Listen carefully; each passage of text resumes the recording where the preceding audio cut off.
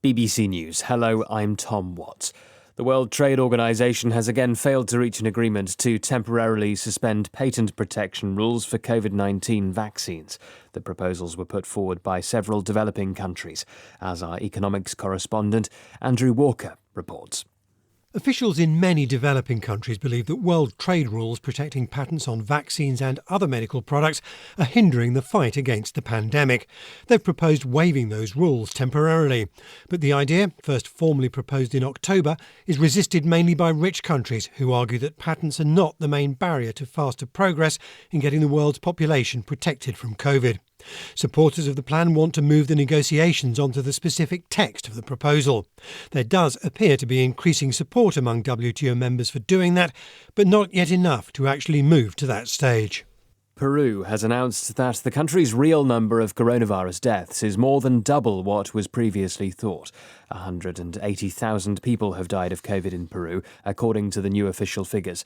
That's one of the world's highest death rates per head of population. There are growing doubts that Britain will be able to ease its lockdown restrictions in late June after several leading scientists warned the UK is in the early stages of a third wave of COVID infections.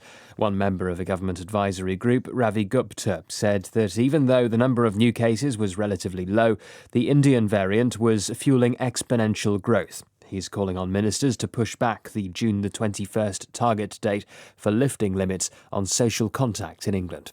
We're not too far from reaching the sort of levels of vaccination that would help us contain the virus. People are not saying that we should, abandon the June 21st date altogether, but just to delay it by a few weeks whilst we gather more intelligence. If you look at the costs and benefits of getting it wrong, I think that it's heavily in the favour of delay. South America's most prestigious football event, the Copa America, is to be hosted by Brazil, which is struggling to cope with a deadly third wave of the pandemic. The announcement came hours after the South American Football Confederation stripped Argentina of the tournament because a surge of coronavirus there. Here's our America's editor, Leonardo Rocha. There was speculation the tournament would be held in the United States, and all of a sudden, Brazil is announced, to the surprise of everyone in Brazil and abroad. The reaction has been very negative. Apart from the government, President Jair Bolsonaro, what is being said in Brazil is that he was involved, that the Brazilian Federation asked for help from him to save the tournament. He's been critical of all these lockdown and restrictions during the pandemic, and for him would be a way of showing that life goes on and we can hold a big tournament. Our America's editor, Leonardo Rocha, reporting. This is the world news from the BBC. A leading Cuban dissident artist, Luis Manuel Otero Alcantara, has been discharged from hospital a month after he was forcefully taken from his home in the capital, Havana. Friends and relatives said they were not allowed to contact him during his treatment. Mr. Otero Alcantara had gone on hunger strike to protest against police harassment. A hospital statement said he had regained weight and was now eating normally again. Local officials in southwest Colombia say 9 people have been shot dead on a coffee plantation. The victims, 8 men and a woman, included coffee pickers, a farm administrator and a kitchen worker near the town of Algeciras. The reason for the killings is unclear.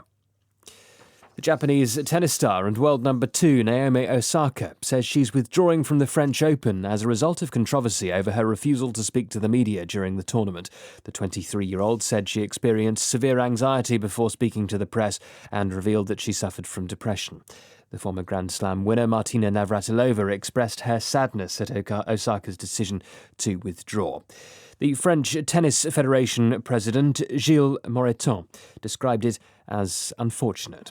We are sorry and sad for Naomi Osaka. The outcome of Naomi withdrawing is unfortunate. We remain very committed to all athletes' well-being and to continually improving every aspect of players' experience in our tournament, including with the media, like we have always strived to do. The prominent Pakistani television talk show host Hamid Mir has been suspended from his regular programme following comments he made against the country's powerful military over its role in censoring the media and in allegedly persecuting journalists. A spokesman for Geo News did not specify if Mr Mir's absence was permanent, but said he wouldn't host his show for now. BBC News.